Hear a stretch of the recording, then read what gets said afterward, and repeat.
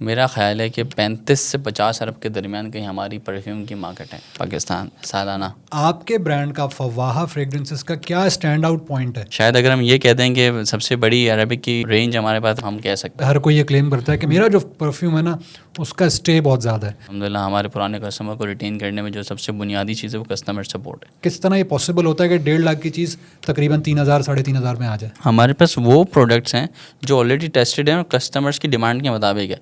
कुछ लोग परफ्यूम अपनी शर्ट पे, कुछ कॉलर पे और कुछ स्किन के ऊपर डायरेक्टली करते हैं। 62% तक रिटेंशन रेट हमारा इतना हाई है। एक बंदा आज शुरू कर रहा है ई कॉमर्स, क्या उसके 3 बुनियादी चेक्स हैं? दूसरा जवाब ये कि दम है तो कर लो। एक तो हमने राइडर के मसले बताए ना, कुछ कस्टमर भी मसले करते हैं। कस्टमर कह रहा है कि मैंने राइडर आया था परफ्यूम देने, मैंने चेक किया इसकी लास्टिंग नहीं थी। अच्छा, सच्ची सच्ची बात बताएं, आपकी वेबसाइट पे नेगेटिव फीडबैक्स जो आते हैं तो उनको आप हटा देते हैं या रखते हैं? अस्सलाम वालेकुम, welcome to Asad Ejaz podcast. और आज मेरे साथ जो गेस्ट हैं उनकी बड़ी इंटरेस्टिंग स्टोरी है। स्टोरी ये है कि आपने किसी भी बिजनेस वेंचर को देखा होगा, चाहे वो छोटा हो या बड़ा, उमूमन ये ट्रेंड होता है कि रिटेल आउटलेट खोला जाता है, उसके ऊपर बहुत सारी इन्वेस्टमेंट की जाती है, उसका एक नाम या ब्रांड बनाया जाता है और फिर वो आता है ई कॉमर्स इंडस्ट्री के अंदर या ऑनलाइन सेल्स के अंदर। लेकिन जो मेरे साथ आज एक गेस्ट मौजूद हैं जिनका नाम है फ़र्रुख हनीफ़, उन्होंने किया ये कि एक ब्रांड को शुरू ई कॉमर्स से किया और अब वो रिटेल की दुनिया के अंदर आ गए।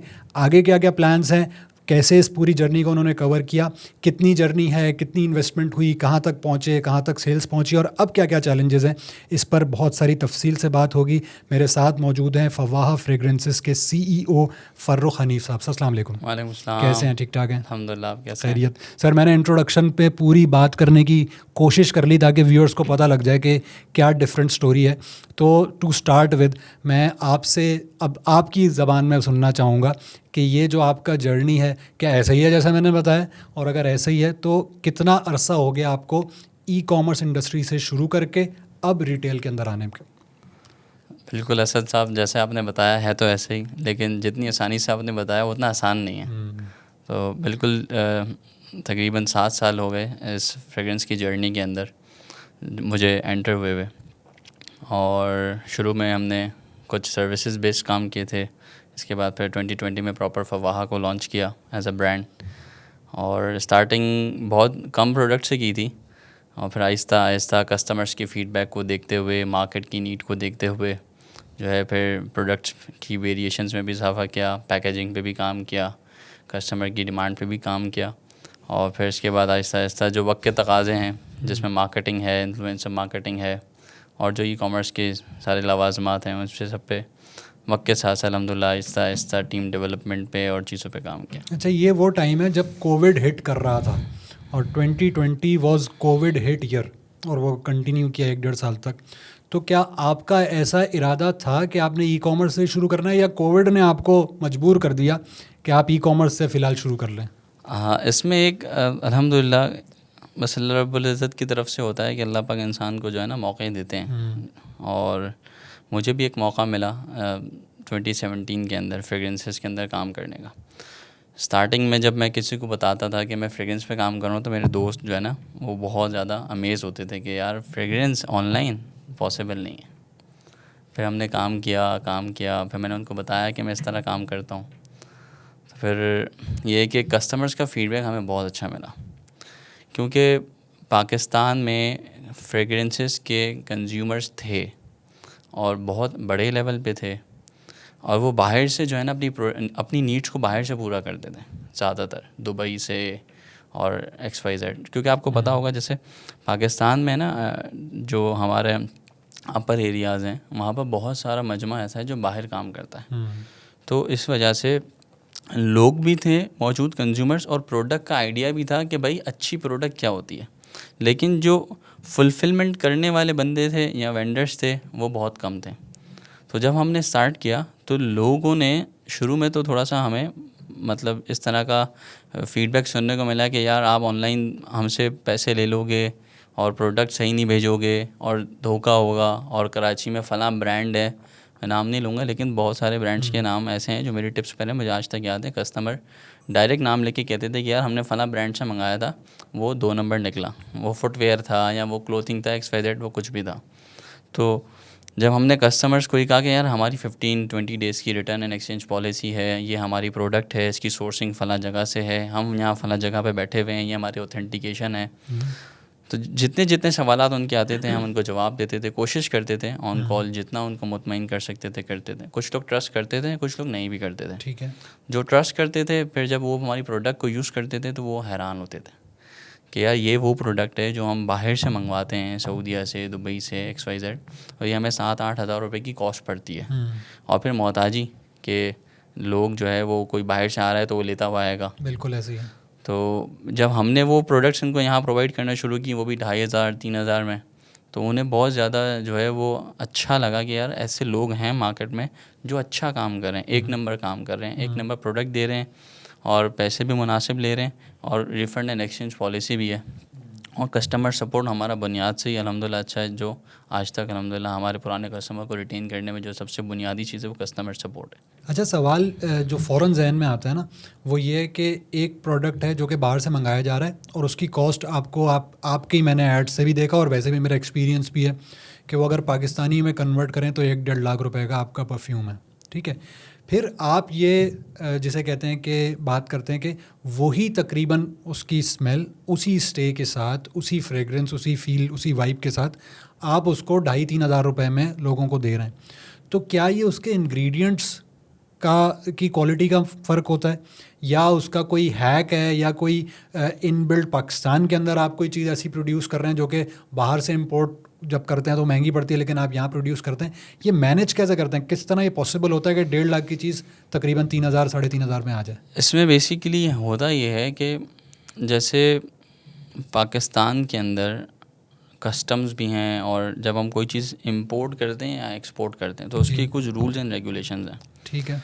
इसी तरीके से ये जो परफ्यूम है ना लग्जरी आइटम के अंदर बिल्कुल आता ऐसे है, ही। और जो पाकिस्तान के रेगुलेशंस हैं उनके मुताबिक जो लग्जरी इंपोर्ट करनी है ना तो उसके ऊपर एक अच्छा खासा टैक्स है।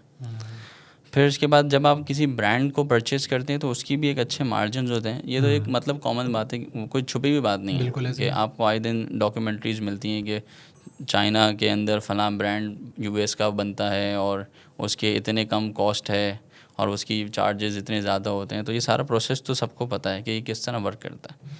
तो जो रॉ मटेरियल होता है ना वो हमारा भी सारा इंपोर्ट ही होता है, ओके।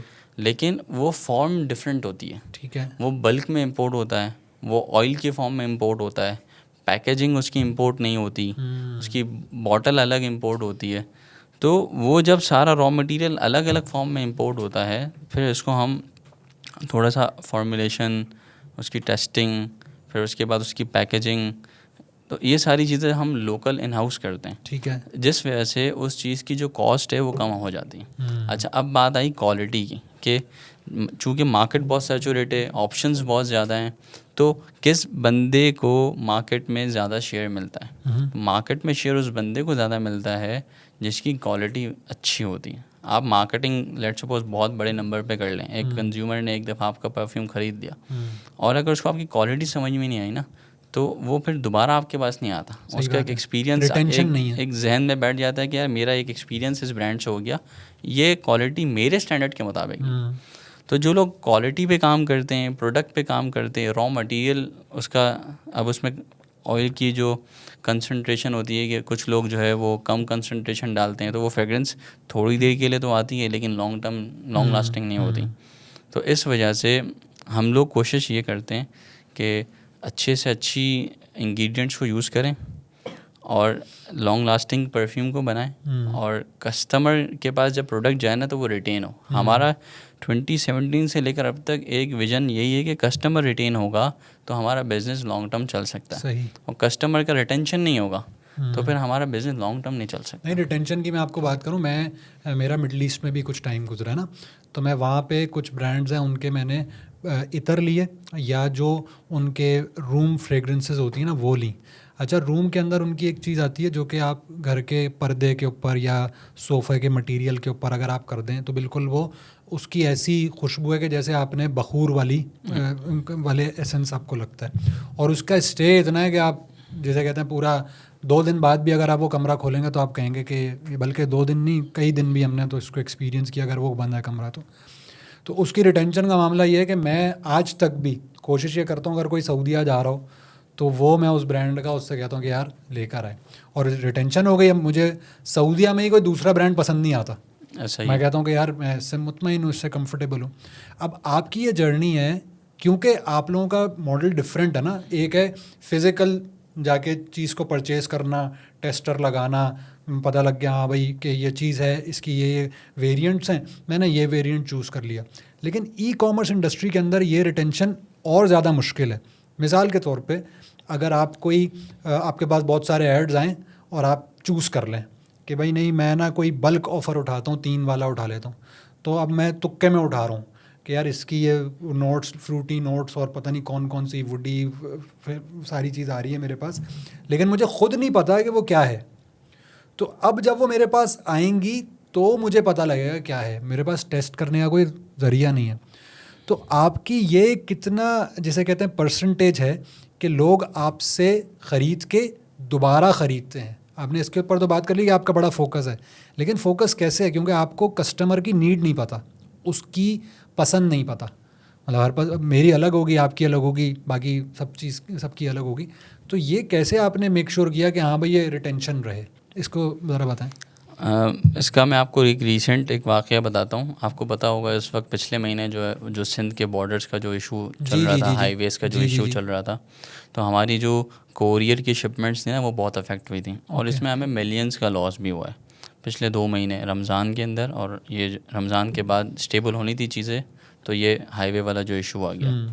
तो इन दोनों महीनों में जो है ना हमारी डिलीवरीज़ और ये बहुत ज़्यादा हमें लॉस हुआ है ना, मिलियंस के अंदर हमारा लॉस हुआ है। तो कोरियर कंपनी से हमारी मीटिंग चल रही थी, ये भाई ये हम आपके इतने पुराने जो है ना कस्टमर हैं और हमारे साथ ये हो रहा है और हमें किसी किस्म की सपोर्ट या आपकी तरफ से दिख नहीं रही। तो उन्होंने हमसे फैक्ट्स मांगे। ठीक है। जब हमने उन्हें बताया कि हमारा जो कंज्यूमर है वो 62% तक रिटेन है, रिटेंशन रेट हमारा इतना हाई है, उन्हें यकीन नहीं आ रहा था। तो मैंने कहा आपका जो डिलीवरी रेशो ये इतना ड्रॉप हुआ है, तो वो रीज़न्स दे रहे थे कि ये आपका नए कस्टमर्स होते हैं, रमज़ान में लोग 10 ब्रांड्स ऑर्डर कर देते हैं, एक से रिसीव करते हैं, ये नॉर्मल है। और तो मैंने उन्हें बताया भाई हमारा वो हिसाब नहीं है, हमारा पुराना कंज्यूमर ज़्यादा होता है, नया कंज्यूमर कम होता है। तो फिर मैंने अपना सिस्टम उठाया, और जो कि सारी चीज़ें हमारी सिस्टम्स पे होती हैं, सॉफ्टवेयर्स में होती हैं, मैनुअली हम कोशिश करते हैं कम से कम काम करें। तो उन्हें मैंने स्क्रीन जब दिखाई और उसमें हमारा रिटेंशन रेट दिखाया ना, तो वो खामोश हो गए। मैंने कहा ये जनवरी है, ये फरवरी है, ये मार्च है, मंथ वाइज मैंने उनको रिटेंशन वही कस्टमर्स रिपीट हो रहे हैं, और हमारा जो उसमें जो हाईएस्ट रेट था वो 62% था इन 4 में से 1 महीने में। तो वो खामोश हो गया, क्योंकि सिस्टम तो झूठ नहीं बोलता है। अगर वो मज़ीद भी बात करते तो हम डेटा भी एक कस्टमर का दे सकते हैं। जी। तो बात वही है कि फ्रॉम द स्क्रैच हमने स्लोली चीज़ों को आगे लेके चले। मैंने आपको बताया ना कि कुछ प्रोडक्ट्स थे शुरू में, फिर कस्टमर्स की डिमांड के ऊपर ब्रांड एक्सपेंड हुआ है। कस्टमर ने कहा ये चाहिए, इसकी डिमांड है, हमने वो चीज़ अवेलेबल की, आहिस्ता आहिस्ता प्रोडक्ट्स को अपने जो है ना वो बढ़ाया। तो जितना भी हमारे पास इस वक्त प्रोडक्ट हैं या जितनी भी हमारे पास चीज़ें हैं, वो सारी की सारी एक तो मैच्योर्ड है, ऑन डिमांड ऑफ कस्टमर्स हैं, और इसके अलावा टेस्टेड है कि भाई कोई भी, अब आपने कहा ना कि परफ्यूम हम ऑर्डर करते हैं लेकिन हमें कभी पसंद आते कभी नहीं आते। बिल्कुल। हमारे पास एक फ़ायदा ये है कि हमारे पास वो प्रोडक्ट्स हैं जो ऑलरेडी टेस्टेड हैं और कस्टमर्स की डिमांड के मुताबिक है। इस वजह से जो हमारा कंप्लेन और रिटर्न जो रेट है ना वो बहुत कम है, बहुत कम, इवन ना होने के बराबर है कि कस्टमर्स को हमारी परफ्यूम पसंद आती है। हाँ, कभी ऐसा होता है कि जो लाइट पसंद करने वाला है वो स्ट्रॉन्ग ऑर्डर कर लेता है, और स्ट्रॉन्ग पसंद करने वाला लाइट ऑर्डर कर देता है, तो हम उसको रिप्लेस कर देते हैं। तो वो समझ जाता है कि ब्रांड की जो मतलब फ्रेगरेंसेस की जो क्वालिटी है उसका इशू नहीं है, मेरी चॉइस का इशू है, मुझसे गलत ऑर्डरिंग हो गई। तो अल्हम्दुलिल्लाह ये जो रिटर्न एंड एक्सचेंज पॉलिसी भी हमने रखी वो इसी वजह से रखी हुई है, ताकि कोई अगर ऐसा मिसहैप हो जाए किसी कस्टमर के साथ तो हम उसको एंटरटेन कर सकें। अच्छा, आप ये क्लेम भी करते हैं, हर कोई ये क्लेम करता है कि मेरा जो परफ्यूम है ना उसका स्टे बहुत ज़्यादा है। इवन मैं आपको बताऊं कि अगर वो मस्जिद के बाहर पे वो इतर बेचने वाला भी होगा ना तो वो कहेगा कि इसका स्टे ज़्यादा और इसका स्टे कम है, हालांकि वहाँ पे सारी एक तरह की चीज़ें उमूमन होती हैं, बीच में कोई चीज़ अच्छी निकल आई तो निकल आई। ये क्या परफ्यूम टू परफ्यूम वेरी करती है, या ये आपके बनाने के ऊपर है कि हर परफ्यूम की स्टे ज़्यादा ही होती है, लेकिन आप उसमें प्रोपोर्शन कम कर देते हैं, उसको लाइट कर देते हैं, उसको माइल्ड कर देते हैं, just to produce more and have more customers. देखिए, जहाँ तक बात आपने की ना कि जो मस्जिद के बाहर भी बंदा बैठा हुआ होता है, तो मैं तो हमेशा अपने सारे कस्टमर से भी यही बात कहता हूँ कि भाई अगर आपको सिर्फ स्टे चाहिए ना, तो मस्जिद के जो बाहर बंदा बैठा हुआ है ना, उससे ज़्यादा स्टे नहीं हो सकती। वजह क्या है? देखिए, परफ्यूम एक अलग अलग चीज़ है। मतलब आप ब्रांड, एक हमारे पास हमारे जो कंज्यूमर्स हैं वो कौन है? हमारे कंज्यूमर वो हैं जो ये कह रहे हैं कि भाई मैं ये लाख रुपए वाला परफ्यूम लगाता हूँ, मुझे इसका ही इम्प्रेशन चाहिए। वो एक अलग दुनिया है। और ये जो आप बात कर रहे हैं कि मस्जिद के बाहर जो बंदा एक बैठा हुआ है, वो गुलाब मोती चंबेली लेके बैठा हुआ है, वो एक अलग दुनिया है। सही बात। मतलब वो 300 रुपये में आपको ऐसी प्रोडक्ट देगा जो आप कपड़े धोएंगे तो भी नहीं निकलेगी, लेकिन जो ब्रांड लगाने वाला है आप उसको दे देंगे ना, उसके सर में दर्द हो जाएगा। सही बात है। मतलब वो ये कहेगा यार ये मुझे क्या लगा दिया। अक्सर मेरे साथ भी ऐसा हुआ है मस्जिद के अंदर। अक्सर ऐसा होता है कि हम जा रहे होते हैं, नमाज़ पढ़ रहे होते हैं, एंड टाइम पे कोई बंदा आता है, कोई बुजुर्ग आए, उन्हें हाथ पे कुछ लगा दिया। अब मुझे इतनी टेंशन होती है कि यार मैं इन्हें कुछ कह भी नहीं सकता हूँ, बुजुर्ग हैं। अब वो कहते हैं भाई खुशबू का हदिया भी मना नहीं कर सकते, लेकिन अब वो पूरी मेरी नमाज ऐसी हो जाती है कि मैं सजदे में हाथ नहीं रख सकता हूँ, कि मैं सजदे में हाथ रख के सजदा करूँगा ना तो मेरी सांस में वो चला जाएगा। तो ये एक अलग दुनिया है, ये एक अलग दुनिया है। तो ये जो फ़र्क है ना, इस फ़र्क को समझना पड़ेगा। और हमने अपनी कस्टमर सपोर्ट टीम को इसी तरीके से ट्रेन किया हुआ है कि जब कोई कस्टमर उन तक अप्रोच करता है तो वो फिर प्रॉपर इसको गाइड करते हैं कि भाई आप कौन से परफ्यूम्स लगाते हैं, कौन सा ब्रांड यूज़ करते हैं, आपका बजट क्या है, आपको किस तरह की फ्रेगरेंसेस पसंद हैं। उसके बाद फिर वो हमारी जो प्रोडक्ट वेरिएशन हैं उसमें से उन्हें जो है वो फिर सजेस्ट करते हैं। कस्टमर के लिए ज़रा आप फीडबैक दें। एक कस्टमर गया जिसको बहुत ज़्यादा खुशबुओं का नो हाउ नहीं है और उसको ये अच्छी खुशबू चाहिए। वो गया एक फ्रेगरेंस शॉप के अंदर, अभी वो शॉप की बात कर रहा हूँ मैं, ई-कॉमर्स की बात नहीं कर रहा हूँ। शॉप के अंदर गया, शॉप वाला पूछता है अस्सलाम वालेकुम, वालेकुम सलाम, आपको किस तरह की खुशबू चाहिए। अब वो जो बंदा है वो इसका किस पैरामीटर्स के ऊपर जज करके उसको समझाने के अंदाज में कि उस दुकानदार को समझ आ जाए कि भाई इसकी चॉइस ये क्या करे। वो देखिए, कंज्यूमर को ये बताना चाहिए कि मैं लाइट फ्रेगरेंसेस यूज़ करता हूँ या स्ट्रॉन्ग फ्रेगरेंसेस यूज़ करता हूँ। सबसे पहले तो ये एक फ़र्क है, ठीक है, क्योंकि जो लाइट फ्रेगरेंसेस यूज़ करने वाले हैं ना, उनको स्ट्रॉन्ग दे दी तो वो आपका कंज्यूमर ख़राब हो जाएगा। ठीक है। और जो स्ट्रॉन्ग फ्रेगरेंसेस यूज़ करने वाले उन्हें आपने लाइट दे दी, वो बोलेंगे यार ब्रांड में दम ही नहीं है। तो ये सजेशन बहुत मैटर करता है, आपने उसको समझना है। आप अगर दुकानदार को बता रहे हैं कि मुझे फ्रेगरेंस चाहिए तो आप उसको डेफिनेटली कुछ नाम बताएं जो आपकी कलेक्शन के अंदर है और आपको पसंद है। इससे बहुत आसानी हो जाती है। ओके। और अगर आप दुकान पर है तो आप उन्हें कहें कि भाई आप मुझे अपने टॉप 5 लाइट में और टॉप 5 स्ट्रॉन्ग में मुझे चेक करवा दें, बस जो आपके टॉप हैं।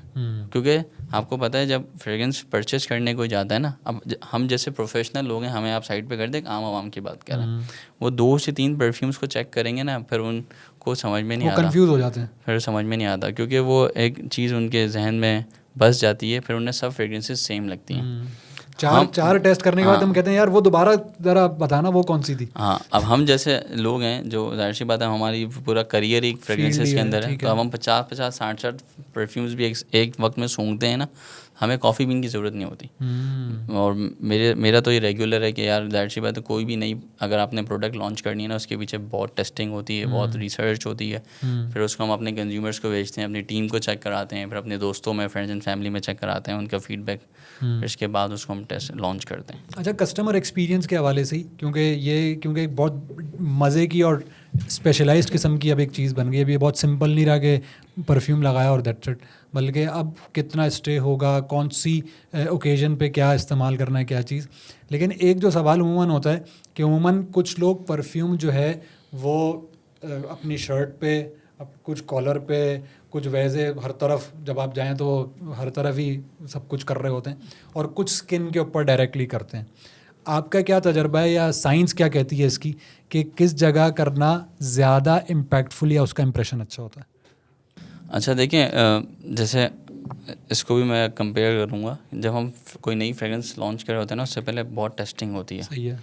तो हम उसको टेस्ट करते हैं रिस्ट के ऊपर, जो ऑफिशियल जो तरीक़े हैं ना वो तो यही है कि आपने रिस्ट पे लगाया, पल्सेस होती हैं बेसिकली, पल्सेस पे परफ्यूम की परफॉर्मेंस बढ़ जाती है। ओके। ये आपकी यहाँ पर पल्सेस हैं, यहाँ पर पल्सेस हैं, इस टाइप की जितनी भी बॉडी में पल्सेस की आपकी जगह है वहाँ पर आप परफ्यूम अप्लाई कर सकते हैं, इसका रिज़ल्ट अच्छा मिलता है आपको। और जो कपड़े हैं आपके, जहाँ तक कपड़ों का ताल्लुक है ना, अब जैसे एक बंदा है वो आउटडोर पे है, उसने अपने कपड़ों पे फ्रेगरेंस लगाई, बाइक स्टार्ट करी और चल दिया, तो उसकी फ्रेगरेंस जो है ना फिर फ़ौरन से आगे पीछे हो जाती है।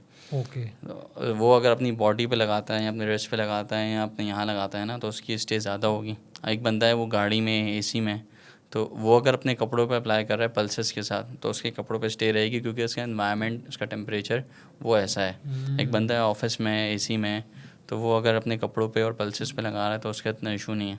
लेकिन जो बंदा आउटडोर पे है तो उसको थोड़ा ख्याल रखना पड़ता है। अगर वो परफ्यूम की लास्टिंग ज़्यादा चाहता है तो एक तो उसने नोट्स परफ्यूम के वो सेलेक्ट करने हैं जो थोड़े से हैवी नोट्स हों। अब चाहे वो स्वीट में हो चाहे वुडी में हो, थोड़े से हैवी नोट्स हों, और उसको थोड़ा सा लगाना भी ज़्यादा पड़ता है ताकि उसकी लास्टिंग ज़्यादा रहे।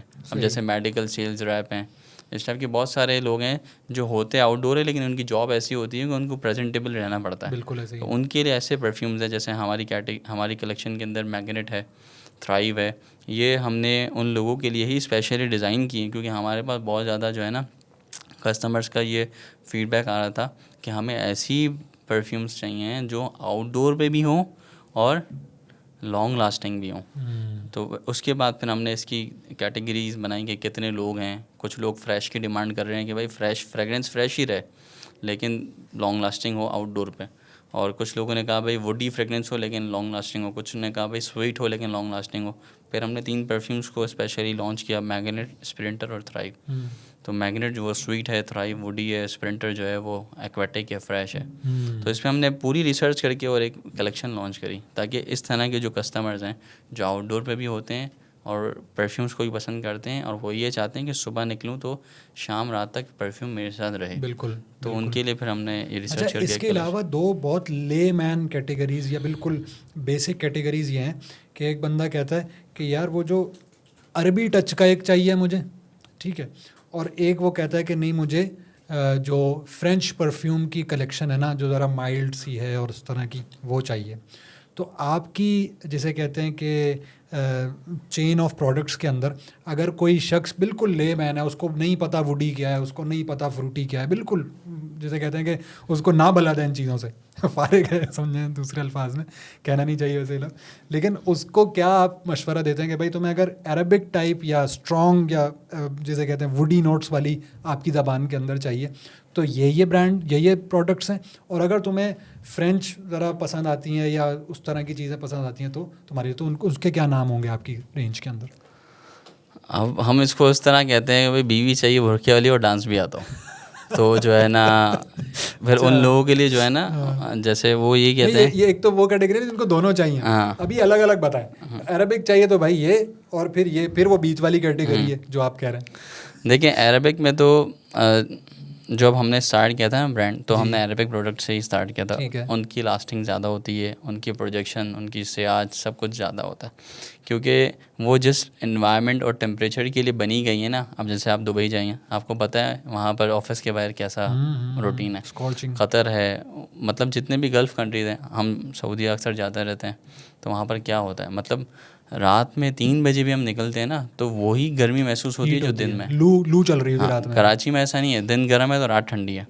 तो वो जो परफ्यूम्स लगाते हैं ना वो बहुत स्ट्रॉन्ग होते हैं, उसके सारे इंग्रेडिएंट्स स्ट्रॉन्ग होते हैं, तो उसकी कैटेगरी अलग है। जिन लोगों को वो कैटेगरी पसंद है उनके लिए हमने अपने पास अरबिक कलेक्शन अलग रखी हुई है, जिसमें ऊद अल असील है, खिलाफ काबा है, ऊद मदीना है और ऊद अल शेख है। पूरी एक मतलब बहुत वास्ट हमारे पास अरबिक में कैटेगरी है। शायद अगर हम ये कहते हैं कि सबसे बड़ी अरबिक की कैटेगरी रेंज हमारे पास है तो शायद फिर भी कम मतलब हम कह सकते हैं। और फिर इसके बाद आप आ जाएं फ्रेश फ्रेगरेंसेस में, जिसका पाकिस्तान में ट्रेंड ज़्यादा है, ये मैं आपको बता दूं। अच्छा, अगर आप ये मेरा वैसे मैंने सोचा था आपसे पूछूंगा कंपैरेटिवली फ्रेश फ्रेगरेंसेस का ज़्यादा है। फ्रेश का ट्रेंड हमारे यहाँ ज़्यादा है। ये मैं आपको अपने डेटा के मतलब लेडीज़ जेंट्स दोनों बता रहा हूँ।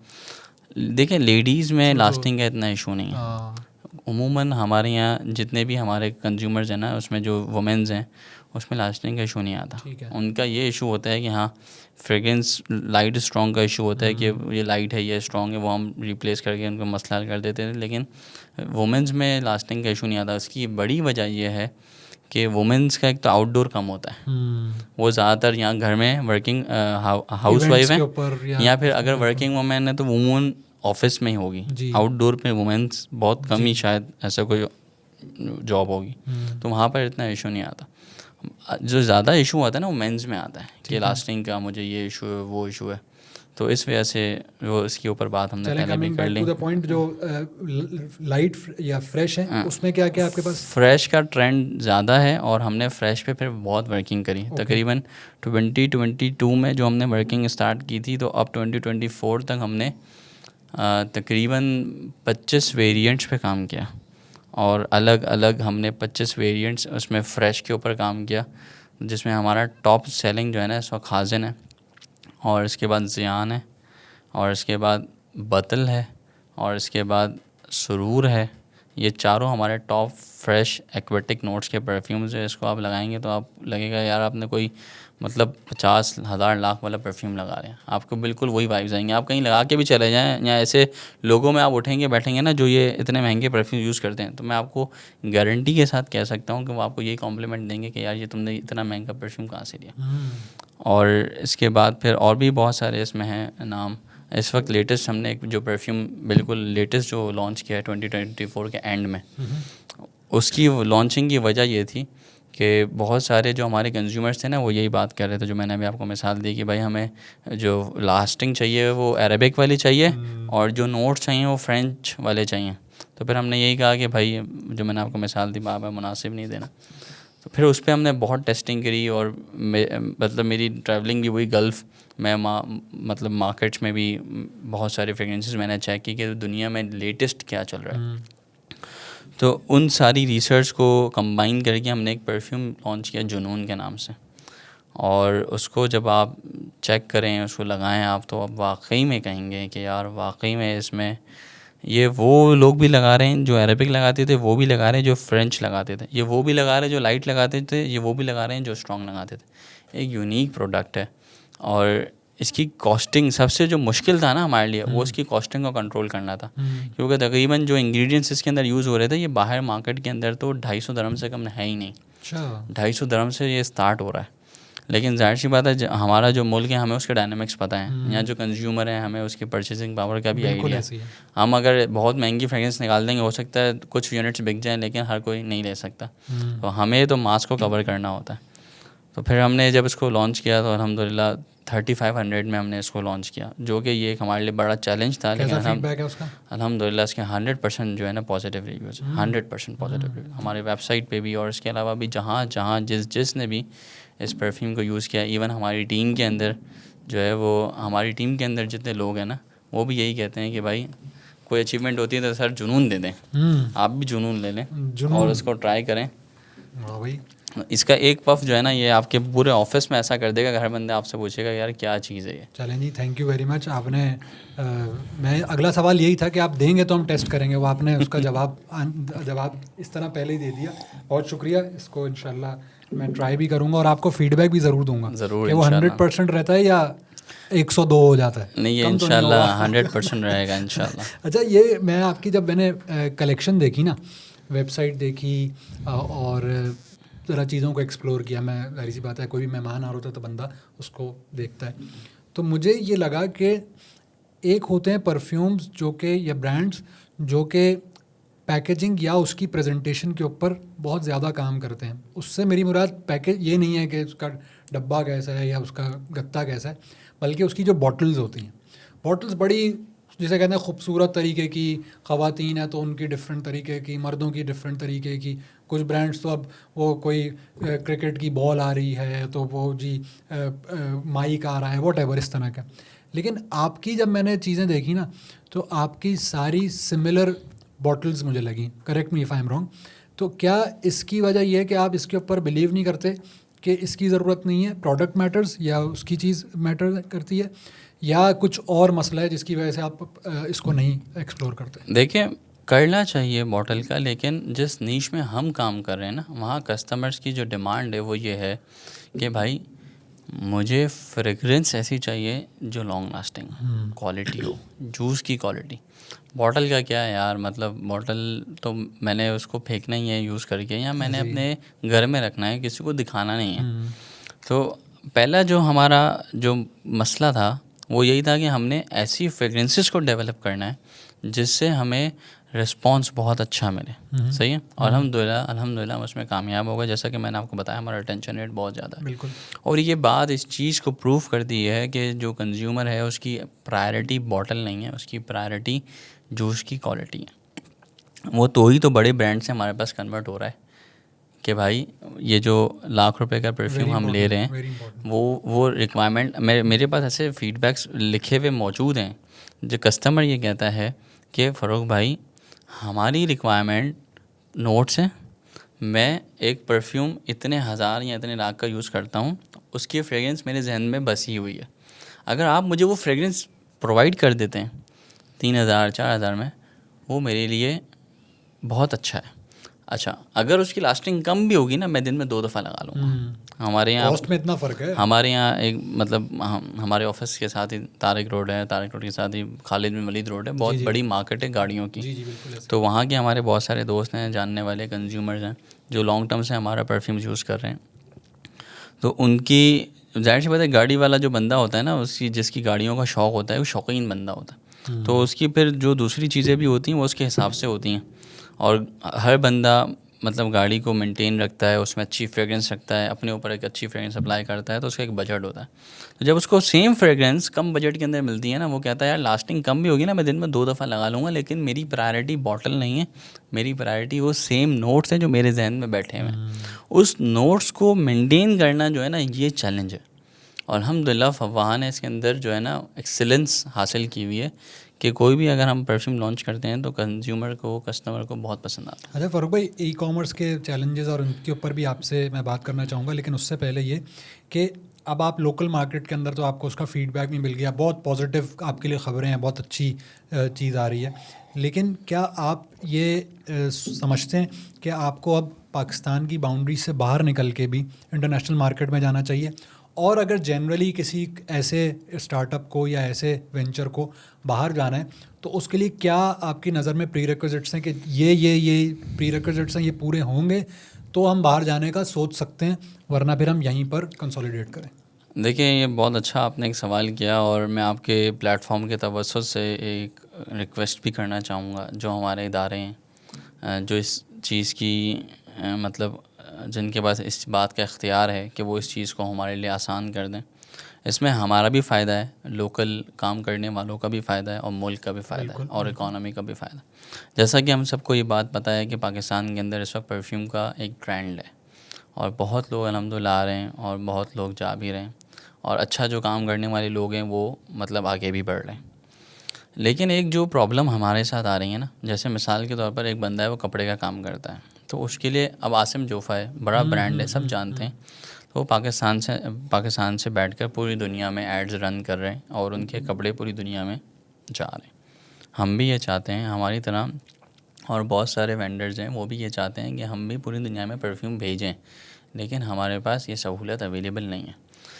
परफ्यूम इंपोर्ट हो रहा है, वो फ्रेजाइल है, इंपोर्ट हो रहा है, लेकिन परफ्यूम एक्सपोर्ट नहीं हो सकता। क्यों नहीं हो सकता भाई? ये फ्रेजाइल है। तो जब इंपोर्ट हो रहा है तब भी वो फ्रेजाइल है, तब क्यों इंपोर्ट हो रहा है? बहरहाल इसकी जो भी साइंस है और जो भी चीज़ें हैं, तो जो है ना, एक ये हमारे पास जो है ना मतलब एक हमारा ये स्पीड ब्रेकर है, एक बैरियर है हमारे लिए बहुत बड़ा। हम इंटरनेशनली इतनी आसानी से काम नहीं कर सकते। अब जिन लोग इंटरनेशनली काम करना है, फिर वो क्या करते हैं, वो फिर दुबई जाते हैं, दुबई में अपनी कंपनी को रजिस्टर्ड करते हैं। ज़ाहिर सी बात है उसमें एक कॉस्ट है, एक अच्छी खासी कॉस्ट है। मेरा ख्याल है 2 मिलियन तो मिनिमम होगी एक कॉस्ट उसकी कंपनी की रजिस्ट्रेशन, फिर उसके अलावा उसके और भी एक्सपेंसेस होते हैं। ये तो स्टार्टिंग बता रहा हूँ। तो इतनी बड़ी कॉस्ट, जाहिर सी बात है हर बिज़नेस जो है ना वो इतना बड़ा रिस्क एकदम से नहीं लेता, पता नहीं चले नहीं चले। जाहिर सी बात है दुबई की मार्केट भी परफ्यूम के लिए बहुत ज़्यादा सैचुरेटेड है। जी। पाकिस्तान से कई गुना ज़्यादा सैचुरेटेड मार्केट है, बैठे हैं, और वहाँ पर जो लोग हैं ना, वहाँ पर जो लोग बैठे हुए हैं उनका चैलेंज और ज़्यादा है। अब मैं आपको एक मिसाल देता हूँ, जैसे लताफ़ा कंपनी है, वो बहुत लोग उसको जानते हैं। जिस प्राइस में हम पाकिस्तान में परफ्यूम बेच रहे हैं, लताफ़ा जिन बॉटल्स के अंदर अपने परफ्यूम्स बेचता है ना, मैं कहता हूँ हम वो उस प्राइस में खाली बोतल नहीं बेच सकते जैसी बोतल लताफ़ा दे रहा है। तो मतलब वहाँ का गेम ही बहुत डिफरेंट है, वहाँ के डायनामिक्स बहुत डिफरेंट है। वहाँ जो कंज्यूमर है उसको बहुत कम मतलब पैसों में बहुत एक से एक ब्रांड बैठा हुआ है जो आपको देने के लिए परफ्यूम तैयार है। तो जाहिर सी बात है, अब अगर हमें यहाँ से बैठ के एक जो है ना काम करने का मौका मिल जाए, और DHL है या इस तरह की जो कंपनीज़ हैं वो यहाँ से वहाँ पर हमारी कैश ऑन डिलीवरीज कर दें या यहाँ से वहाँ हमारा माल पहुँचा दे, तो हम बिल्कुल स्टार्ट करेंगे और चैलेंज एक्सेप्ट भी करेंगे, कंपटीशन में आएंगे भी। लेकिन इस वक्त हर कोई नहीं काम कर सक रहा, जैसे आप बता रहे हैं इंटरनेशनली हर कोई परफ्यूम में हर कोई नहीं काम कर सक रहा। वॉचेस में लोग काम कर रहे हैं और उसमें कपड़ों में लोग काम कर रहे हैं, उनके अभी चैलेंजेस हैं, लेकिन परफ्यूम में तो काम मतलब पॉसिबल ही नहीं है। पॉलिसी लेवल पे ही नहीं है, पॉलिसी लेवल पे ही नहीं है। अगर कोई कर भी रहा है तो अब जैसे 2 परफ्यूम है, भाई कोई मेरा दोस्त जा रहा है, मैंने भिजवा दिया उसके साथ, वो तो इस तरह मतलब ये लॉन्ग टर्म नहीं है, ये कोई ऑफिशियल चैनल नहीं है, इसमें हम ब्रांड को ग्रो नहीं कर सकते इस लेवल पे। तो अगर हमें कोई हमारे पाकिस्तान के जो कवानीन हैं उसकी तरफ से कोई ऐसी पॉलिसी मिल जाए कि हाँ परफ्यूम को भी हम जो है वो शिपमेंट को डिलीवर कर सकते हैं, तो मेरा ख्याल है कि बहुत सारे वेंडर्स को इसमें फ़ायदा भी होगा, उनके रेवेन्यू में इजाफा भी होगा, और जाहिर सी बात है उनके एक्सपेंसेस PKR में होंगे और इनका रेवेन्यू जो है वो दिरहम्स में, रियाल्स में, डॉलर्स में, यूरोज़ में होगा। और ऐसा नहीं है कि डिमांड नहीं है, डिमांड भी है। चूँकि मैं 7-8 साल से इस फील्ड में हूँ तो मुझे पता है कि कितनी डिमांड है। हमारे पास कई कंज्यूमर्स हैं जो आते हैं साल में एक दफ़ा और बल्क में परफ्यूम्स लेके जाते हैं। जाहिर सी बात है जो लोग बल्क में लेते हैं ना तो वो प्रोमिनेंट हो जाते हैं। हम भी पूछते हैं भाई कौन आया था, इतनी बड़ी परचेजिंग करके गया, तो वो टीम बताती है कि भाई वो स्कॉटलैंड से बंदा आया था, वो कहता है मैं पूरा साल स्कॉटलैंड में होता हूँ, ये आपके परफ्यूम्स में लेके जाता हूँ, वहाँ यूज़ करता हूँ, वहाँ बहुत महंगे मिलते हैं, हम यहाँ से लेके जाते हैं, हमें सस्ते पड़ते हैं। तो मतलब डिमांड है, लेकिन हमारे पास मौक़े नहीं है काम करने। और क्वालिटी भी है जो आप कह रहे हैं कि क्वालिटी तो अल्हम्दुलिल्लाह क्वालिटी का देखें इशू नहीं है, जो इंटरनेशनल लेवल्स की जितनी हमारे पास रिसोर्सेज हैं, देखिए हमारे पास रिसोर्सेज भी अवेलेबल नहीं है सारी। आप दुबई में जाएं, दुबई में जो रॉ मटेरियल का एक्सेस आपके पास है और जो रॉ मटेरियल का एक्सेस पाकिस्तान में आपके पास है उसमें फ़र्क है, ज़मीन और आसमान का फ़र्क है, ये भी मैं आपको बता दूं। पाकिस्तान में हर किस्म का रॉ मटेरियल का एक्सेस नहीं है, कुछ चीज़ों पे पाबंदियां हैं, कुछ चीज़ें हम इंपोर्ट नहीं कर सकते वगैरह वगैरह वगैरह, उसकी रीज़निंग बहुत सारी है। लेकिन जितनी अवेलेबल हमारे पास रिसोर्सेज हैं, उन रिसोर्सेज के अंदर रहते हुए हम अपना मैक्सिमम कोशिश कर रहे हैं अच्छा काम करें।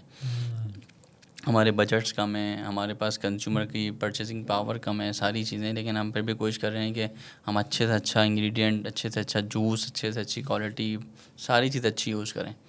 और बॉटल का भी एक हद तक हम बहुत अच्छी बॉटल यूज़ करते हैं, लेकिन ज़ाहिर सी बात है कि उसका जो लुक एंड फील है वो सेम है। लेकिन बॉटल का भी जो आपने एक सवाल किया था उस पर मैं आपको अपनी रिसर्च थोड़ी सी बता देता हूँ कि जिन ब्रांड्स को मैंने फॉलो किया, जो इंटरनेशनल ब्रांड्स हैं यूरोप के, इटली वगैरह, तो वहाँ फ्रांस के भी जो ब्रांड्स हैं जो वहाँ से भी काम कर रहे हैं, तो अब ज़्यादातर लोग जो है ना बॉटल्स पे स्पेंड नहीं कर रहे हैं। अच्छा, नहीं कर रहे, सिंपलिस्टिक उस लोग के ऊपर आ गए। 250 पाउंड का परफ्यूम है, 100 पाउंड का परफ्यूम है, 400 पाउंड का परफ्यूम है, सिंपल वाइट ट्रांसपेरेंट बॉटल है, कंपनी का स्टिकर है, उसका ब्रांड इतना मजबूत है पीछे, उसकी क्वालिटी इतनी मजबूत है कि वो लोग उस पर ख़रीद रहे हैं। जो आप अभी बात कर रहे थे वो सारी एक जेनरिक बात थी ना कि पाकिस्तानी फ्रेगरेंसेस ऐसी और पाकिस्तान के अंदर ये अवेलेबल और वो अवेलेबल, लेकिन पाकिस्तान के अंदर ही ऐसे बहुत सारे वेंचर्स हैं जैसे आपके हैं। वो ऑनलाइन जब आप यूट्यूब खोलें किसी का ऐड, फेसबुक खोलें किसी का ऐड, आपके भी ऐड माशाल्लाह बहुत आते हैं और बाकियों के भी बहुत सारे आते हैं। आपके ब्रांड का फवाहा फ्रेगरेंसेस का क्या स्टैंड आउट पॉइंट है, या आप उसमें कैसे कम्पीट करते हैं कि मैं इसमें आगे निकल जाऊँ मेरी sales as compare to the other players in the market? अच्छा देखें, 2020 में जब हमने स्टार्ट किया ना, तो ज़ाहिर सी बात है मैं 2017 से ही फील्ड में था और ऑब्ज़र्व भी कर रहा था, चीज़ों को देख भी रहा था, एक्सेंट वॉर को भी फील कर रहा था जो कि लोग अब फील कर रहे हैं। उस वक्त से ही मेरे जहन में ये सवाल था कि यार व्हाट्स यूनिक इन फवाहा, और लोग फवाहा को क्यों जो है ना प्रायोरिटी दें या चांस दें। तो मेरी जो नज़र थी ना वो उस वक्त भी यूएई की मार्केट पे थी कि यूएई की मार्केट में क्या चल रहा है। यूएई की मार्केट में इंटरनेशनल कंज्यूमर है, सिर्फ अरबिक ऐसा ही है, कंज्यूमर नहीं ऐसा ही है, है, इंटरनेशनल पूरी दुनिया से कंज्यूमर है। है। और हर किस्म का परचेज़र वहाँ है, यूरोपियन भी है वहाँ पर, अमेरिकन भी है वहाँ पर, अफ्रीकन भी है, मतलब हर किस्म का।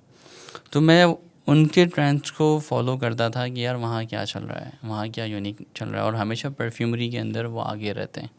और एक और बात अगर आपने नोट की हो, जो फ्रेंच ब्रांड्स हैं, बड़े बड़े ब्रांड्स हैं, शनैल है, एलवी है, और इस तरह के बहुत सारे ब्रांड्स, तो 2016-17 के बाद से जो उनके परफ्यूम्स आ रहे थे ना, वो मतलब साल में एक परफ्यूम, 5 साल में 2 परफ्यूम, इस तरह लॉन्च करते हैं। तो वो लोग भी उस वक्त, अब जैसे टॉम फोर्ड का ऑम्ब्रे नोमेड है, मतलब ऑम्ब्रे का मतलब है अरेबिक, ओरिएंटल अरेबिक। और मतलब पहले टॉम फोर्ड वाले कुछ और बना रहे थे, फिर उन्होंने इसके बाद लेदर पे काम किया, ऑम्बर पे काम किया, डिफरेंट चीज़ों पे। पहले शनैल वाले ब्लू दी शनैल बना रहे थे, वो टोटल एक्वाटिक परफ्यूम है। बिल्कुल। फिर एलवी वाले जो है वो कुछ और बना रहे थे, फिर आहिस्ता आहिस्ता सब अरेबिक की तरफ आ रहे थे। वो एक ट्विस्ट ला रहे थे परफ्यूम इंडस्ट्री के अंदर, मार्केट को देखते हुए। फ्रेंच लगा के कंज्यूमर, इंसान है ना, अल्लाह रब्बुल इज़्ज़त ने एक मिजाज रखा है। सही बात है। इंसान मतलब जितनी भी Change महंगी होगा। फ्रेगरेंस हो, लाख रुपए की भी हो, 2 लाख की भी हो, बंदा बोलेगा यार थक गया यार, चेंज चाहिए। तो उन लोगों ने इस ट्रेंड को 2015 से रीड और क्रैक करना शुरू किया था। 2018 तक प्रोडक्ट्स बहुत सारी आ गई थी, 2019-20 तक मैं भी देख रहा था कि क्या चल रहा है मार्केट में। तो मेरा जो शुरू से फोकस था वो यही था कि हमने यूनिक परफ्यूम्स पे, यूनिक फ्रेगरेंसेस पे काम करना। ठीक है। और मेरा मानना ये है कि यार आप अच्छा प्रोडक्ट बना के रख दो, मार्केट में बिकेगा। अच्छी चीज़ बना के रख दो, बिकेगा। बहुत मार्केटिंग कर दी, प्रोडक्ट में दम नहीं है, कंज्यूमर एक दफ़ा ट्राई करेगा लेकिन दूसरी दफ़ा ट्राई नहीं करेगा।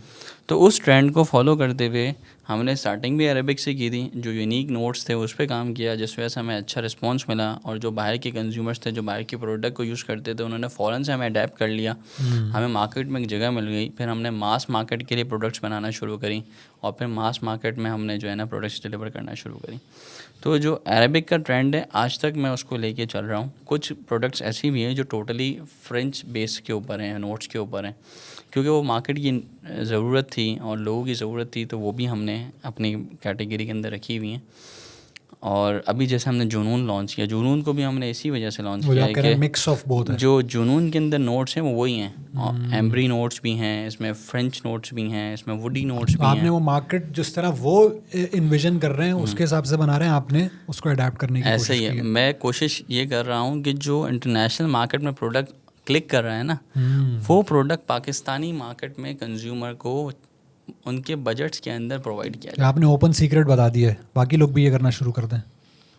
हम तो यही चाहते हैं भाई, हम तो कंपटीशन को हेल्दी लेते हैं। सही सही। मैं तो कहता हूँ मज़ा आता है कि भाई अगर बंस रोड है, बंस रोड पे पूरी फूड स्ट्रीट है, तो अगर खाने का काम करना है तो बंस रोड से स्टार्ट करना चाहिए। सही बात है, क्योंकि कंपटीशन वहाँ कंज्यूमर है, फौरन पता लग जाएगा आपको हाँ क्या है आपकी वहाँ चीज़। कंज्यूमर है, वहाँ पर खाने के सेंस वाले लोग आते हैं जिन्हें खाने का सेंस है। बिल्कुल। तो जैसे सेंस होगा, अगर आपने उसको अपना कस्टमर बना लिया तो पूरी मार्केट आपकी है। और जिसको सेंस नहीं होगा, आप उसको बेच रहे हैं तो कब तक बेचेंगे। सही। अच्छा, इस सवाल से ज़रा आप थोड़ा सा फ़र्क करते हैं। आपका ई कॉमर्स का ही पूरा जर्नी है और कई सालों का है, मेरे ख्याल में 4-5 साल आपने सोलली ई कॉमर्स के ऊपर काम किया। एक बंदा आज शुरू कर रहा है ई कॉमर्स, कोई स्टार्टअप है, उसने कोई आइडेंटिफाई किया मार्केट, क्या उसके 3 बुनियादी ऐसे चेक्स हैं जो कि आप कहते हैं ये हो ये हो ये हो फिर आना ई कॉमर्स के अंदर, और अगर इनमें से एक भी चीज़ नहीं हो तो अभी इंतज़ार करो, पहले इसको पूरा करो?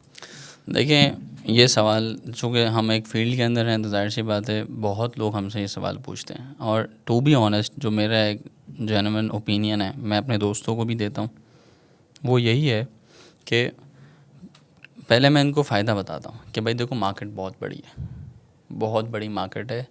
मेरा ख़्याल है कि 35 से 50 अरब के दरमियान कहीं हमारी परफ्यूम की मार्केट है पाकिस्तान सालाना। अच्छा। 35 से 50 अरब की कहीं ना कहीं हमारी पाकिस्तान के अंदर परफ्यूम की परचेजिंग हो रही है। अल्हम्दुलिल्लाह, अल्लाह पाक इसको और बढ़ाए। मेरी दुआ है कि ये जल्द से जल्द 200 बिलियन तक पहुंच जाए, पहली बात। दूसरी बात कि मार्केट तो बढ़ चुकी है, जितने भी प्लेयर्स आ रहे हैं अपनी मार्केटिंग कर रहे हैं, अपना कंज्यूमर बढ़ा रहे हैं, एक बिहेवियर को चेंज कर रहे हैं, मार्केट तो है। तो ऐसा नहीं है कि भाई मार्केट नहीं है, मैं आपको बोलूँ यार बहुत सारे जो है ना परफ्यूम वाले हैं तुम काम नहीं अब करो। आ चुके हैं बहुत सारे, हाँ, सैचुरेशन आ गई तो market ऐसी में। बात नहीं है, हर चीज़ का रीज़न होना है ना भाई, क्यों नहीं करो। तो करने का रीज़न तो ये है कि मार्केट बड़ी है। हाँ, अब दूसरा जवाब ये है कि दम है तो कर लो, दम है तो कर लो। पहले क्या होता था कि सिर्फ प्रोडक्ट पे मेहनत करनी होती थी, आपने प्रोडक्ट कर ली, सही है, आपने अच्छे कपड़े कहीं से बनवा लिए, सारी चीज़ें कर ली। अब क्या है कि प्रोडक्ट भी अच्छा हो, प्रेजेंटेशन भी अच्छी हो, और तीसरी चीज़ मार्केटिंग भी अच्छी हो। अगर आपके पास यूनिक कॉन्सेप्ट्स हैं मार्केटिंग के, अगर आप जो है अपने प्रोडक्ट को इतनी सैचुरेटेड मार्केट के अंदर डिफरेंट एंगल से दिखा सकते हो कंज्यूमर को, उसका ट्रस्ट बिल्ड कर सकते हो, आप काम करो। अगर आप ये नहीं कर सकते तो पहले अपने स्किल सेट को उसमें डेवलप करो, फिर इन्वेस्ट करना। ऐसा नहीं है कि कोई आपको कह रहा है कि यार परफ्यूम के काम में बहुत ग्रोथ है, आप इन्वेस्ट कर दो, और मार्केटिंग एक्सपीरियंस नहीं है ना आपके पास है ना उसके या उस पास पर है, मैं खर्चा नहीं करूँगा। और आप एजेंसी के ऊपर डिपेंड करते हो, तो आपके पैसे जो है ना वो ज़ाया हो जाएंगे। सही, खुद से करें। कोशिश करें इसको, इस स्किल को भी डेवलप करें, या एटलीस्ट इतना लर्न कर लें कि आपको नो हाउ समझ में आ जाए कि भाई ये चीज़ परफॉर्म किस तरह करती है। अगर आपको किसी से करवाना भी हो तो कोई आपको चूना नहीं लगा रहा, तो एटलीस्ट इस चीज़ को सीख लें और उसके बाद स्टार्ट करें। और ये जो ई कॉमर्स का एक पूरा निज़ाम है कि प्रोडक्ट बनाना, उसके पेमेंट्स के मैनेजमेंट को या पेमेंट गेटवे को सेट करना या उसके निज़ाम को बनाना, फिर ये कि जब वो डिलीवरी है तो उसका पूरा एक निज़ाम बनाना, जाहिर सी बात है आप ये तीनों चीज़ें कम अज़ कम भी इन्विजन कर देना। प्रोडक्ट हो, मार्केटिंग हो गई, बंदे ने जब किया तो अब क्या होगा, पेमेंट गेटवे होगा, कैश ऑन डिलीवरी है, कार्ड्स हैं, क्रेडिट कार्ड्स हैं, वॉट एवर, फिर वो डिलीवरी कैसे होगी। इन 3 चीज़ों को कैसे मेक श्योर करते हैं आप, और कैसे कोई एक नया ई कॉमर्स के ऊपर काम करने वाला ये काम करे कि ये इन चीज़ों के ऊपर, ताकि उसको धक्के ना लगें। क्योंकि बहुत सारे ऐसे प्रोडक्ट्स होते हैं, मैं आपको बताऊं कि कुछ वो प्रोडक्ट्स ऐसे होते हैं, आपने ऑर्डर किया यकुम रमज़ान को इस जहन से कि वो ईद तक तो आ ही जाएगा, और वो ईद पर भी नहीं आया, तो अगली दफ़ा क्या मैं उस ब्रांड के पास जाऊँगा, चाहे वो जितनी मुझसे माजरतें कर ले, मेरा तो इवेंट ख़राब कर दिया ना उसने। ऐसा ही है। तो अब ये इसका मतलब क्या है कि उन्होंने प्रोडक्ट बड़ी अच्छी बना ली होगी यकीनन प्रोडक्ट अच्छी, मार्केटिंग भी कर ली, उनकी वेबसाइट तक भी मैं पहुंच गया, लेकिन जब ये सारे मरहले आए तो उन्होंने डिसअपॉइंट कर दिया। कैसे इसको मेक श्योर करें कि ये ठीक हो, और पाकिस्तान में क्या इतना ईजी है इसको ठीक करना? देखिए, पहली बात तो ये है कि अनफॉर्चुनेटली मैं आपको ये कहूँगा कि हम मिलियंस की इन्वेस्टमेंट मार्केटिंग में करते हैं, मिलियंस की इन्वेस्टमेंट हम प्रोडक्ट पे करते हैं, मिलियंस की इन्वेस्टमेंट टीम बिल्डिंग पे करते हैं, सब कुछ हो गया हमारी तरफ से। हम भी डिपेंडेंट हैं कोरियर्स के, हमारा सारा रेवेन्यू, एफर्ट्स, सब कुछ डिपेंडेंसी है कोरियर पे, थर्ड पार्टी में, सही है।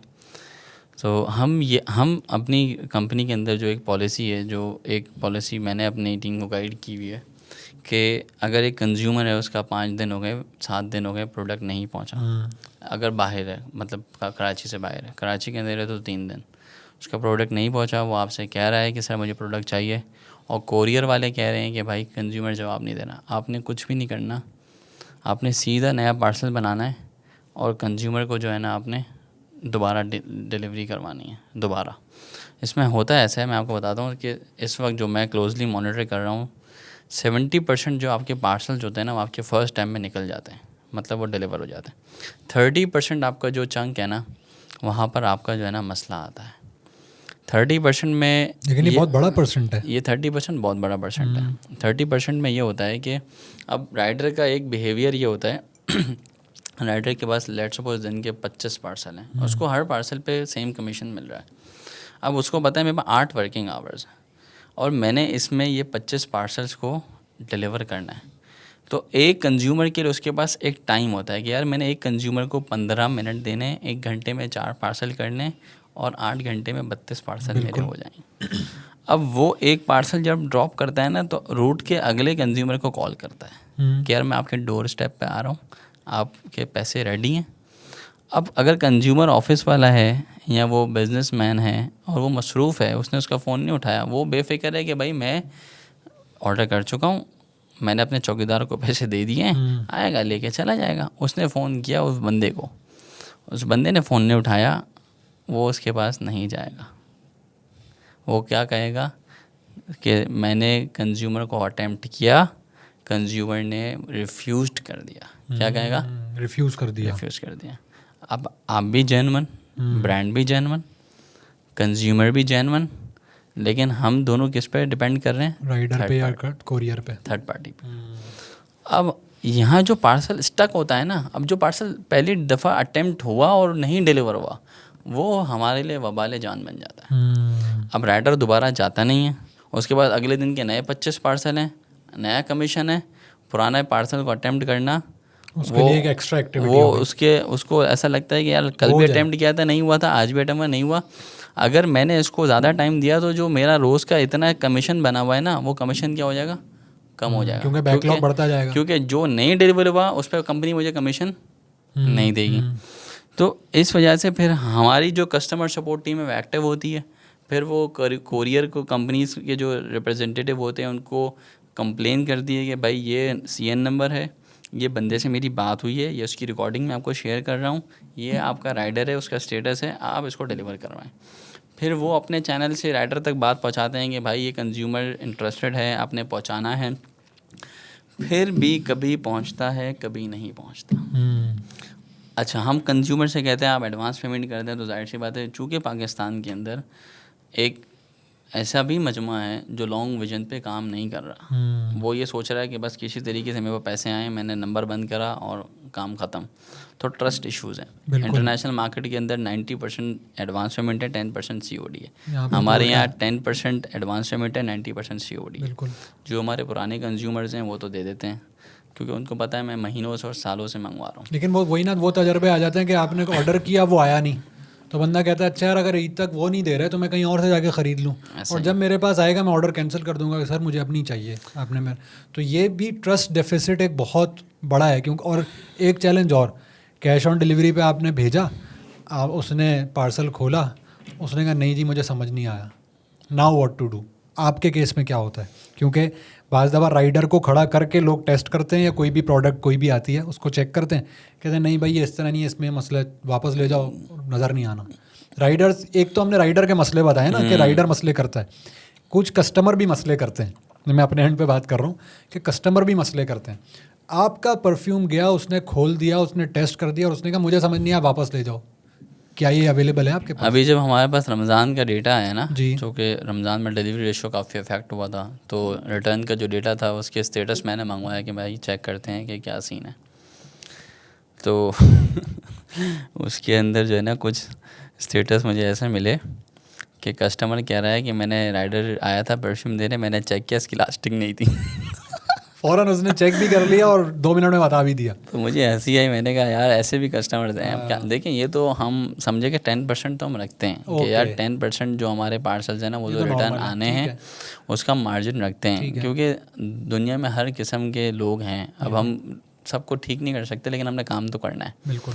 तो हम वो तो मार्जिन रखते हैं 10% के। लेकिन इस वक्त अनफॉर्चुनेटली जितना भी बड़ा ब्रांड हो,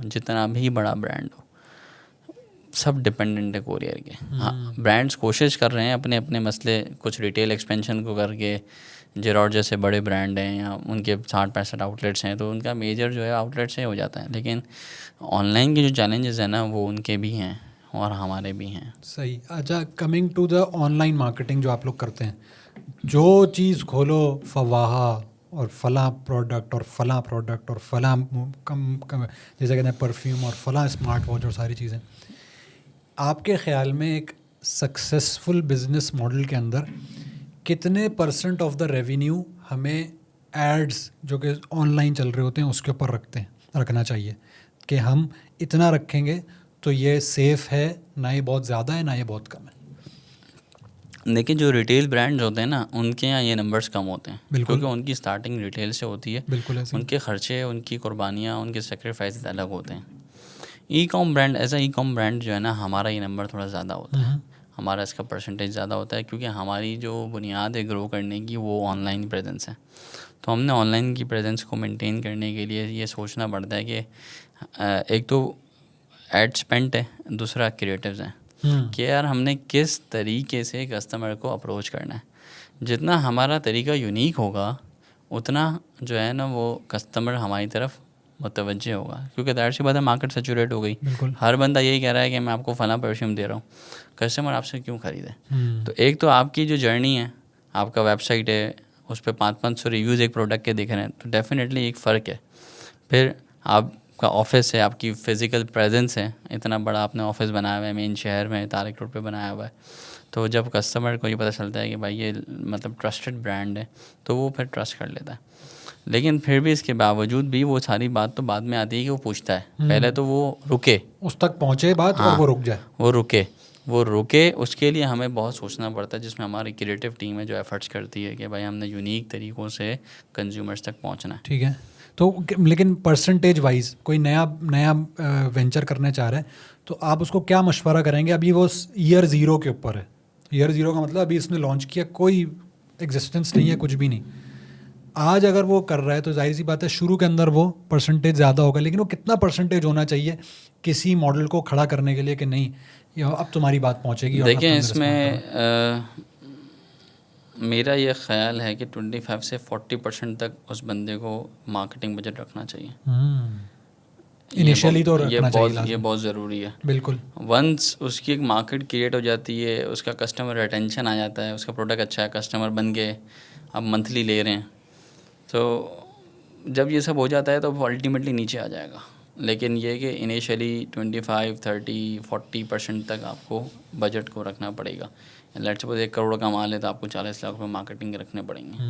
अच्छा, और इसमें भी अगर एक डिफरेंस मैं आपसे पूछूं कि मुख्तलिफ प्लेटफॉर्म्स है ना, फेसबुक है, इंस्टाग्राम है, यूट्यूब है, वॉट जितने भी आप चीज़ें हैं, क्योंकि अब सोशल मीडिया के ऊपर यही चीज़ें चल रही हैं, कौन सा प्लेटफॉर्म ज़्यादा आपको रिटर्न देता हुआ नज़र आता है? क्योंकि हर एक का एक्सपीरियंस अलग होता है, मैं आपसे एक्सपीरियंस पूछना देखिए, वो तो मेरा ख्याल है, एक तो ये फैक्ट ही है कि फ़ेसबुक जो है वो ज़्यादा मतलब रिटर्न देता है और इम्पैक्ट ज़्यादा क्रिएट इसके बाद सेकंड नंबर पे गूगल या यूट्यूब कह लें आप। ओके। और टिकटॉक का भी है, टिकटॉक पे भी बहुत अच्छा मतलब रिटर्न है, लेकिन थोड़ा सा टिकटॉक पे चूँकि हर किस्म का बंदा है, आप अपने घर से निकलेंगे तो चौकीदार भी टिकटॉक यूज़ कर रहा है, आप ऑफिस जाएंगे तो उसका चौकीदार भी टिकटॉक यूज़ कर रहा है, फिर आपकी जो बिल्डिंग की सफाई कर रहा है वो भी टिकटॉक यूज़ कर रहा है, फिर आपका टेक्नीशियन है वो भी टिकटॉक यूज़ कर रहा है, और फिर और भी लोग टिकटॉक पे हैं। तो टिकटॉक पे जो रिटर्न का रेशो है ना वो बहुत ज़्यादा है। मेरा ख्याल है कि 30% तक रिटर्न से मुराद आपकी क्या है? फेक ऑर्डर्स होते हैं, कंज्यूमर ऑर्डर कर देते हैं, परचेजिंग पावर नहीं होती। सही। तो एक बंदा उसके पास पैसे ही नहीं, उसने ऑर्डर कर दिया, हाँ। और उसको इस बात का सेंस नहीं है कि ये गलत बात है, ये मैं गलत कर रहा हूँ। जैसे हम ये कहते हैं कि भाई मार्केट में काम करने वाले लोग किसी कंज्यूमर को धोखा ना दें, इससे हमें इम्पैक्ट पड़ता है। धोखा कोई और देता है, उंगलियां हम पर उठती हैं, बिल्कुल, कि यार वो फना ने दिया था, आप भी जैसे मैं आपको एक सामने एग्जांपल दे रहा हूँ, आप भी कराची से हो, आप भी वही तो काम नहीं करोगे हमारे साथ। बिल्कुल। तो हम इसलिए एजुकेट करते हैं अपनी मार्केट में काम करने वालों को कि यार कोशिश करो, कोई भी काम करो, बीइंग अ मुस्लिम जो है वो हमारा तो ये ईमान है कि भाई हमने तो हर काम अल्लाह के लिए करना है। तो आप किसी को गलत इंटेंशन के साथ प्रोडक्ट नहीं भेजो, गलत चीज़ नहीं भेजो, अच्छी चीज़ भेजो। और अगर उसको नहीं पसंद आ रही तो एक पॉलिसी बना लो। जैसे हमारी एक पॉलिसी है, भाई हमारा कंज्यूमर है वो कंप्लेन कर रहा है कि भाई मुझे प्रोडक्ट समझ में नहीं आ रही, हम उसको और ऑप्शंस देते हैं कि भाई क्या मसला है, पहले प्रॉब्लम आइडेंटिफाई करते हैं। वो कहता है परफ्यूम तेज़ लग रहा है, हम कहते हैं सर लाइट ले लें, हम लाइट दे देते हैं, वो मुतमईन हो जाता है। कुछ लोग होते हैं वो मुतमईन नहीं होते, वो कहते हैं नहीं मुझे वही परफ्यूम चाहिए जो लाइट है, लेकिन उसकी लास्टिंग चाहिए वो स्ट्रॉन्ग वाली, वो 24 घंटे लास्टिंग चाहिए। अच्छा, हम कहते हैं सर इसका कंसनट्रेशन आप बढ़ा लें, उसमें कुछ चार्जेस ऐड होंगे, वो मान जाता है।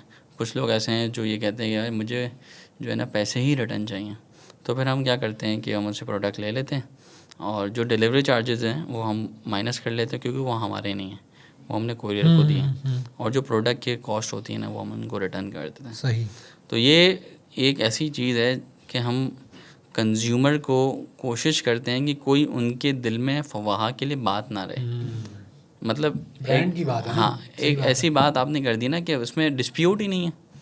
अल्टीमेटली तो यही है ना कि वो नाराज़ होगा, अगर हम पैसे नहीं देंगे तो नाराज़ होगा। अब बड़े बड़े ब्रांड्स हैं, एक दफ़ा मैं बहुत बड़े ब्रांड पे, पाकिस्तान का बड़ा ब्रांड है, उसकी मैंने अपने घर वालों को शॉपिंग कराई, तो वो साइज़ का कोई इशू आ गया। क्लोथिंग ब्रांड था, आउटलेट से परचेज़ किया था, बड़ा मॉल था, उसके आउटलेट से परचेज़ किया था।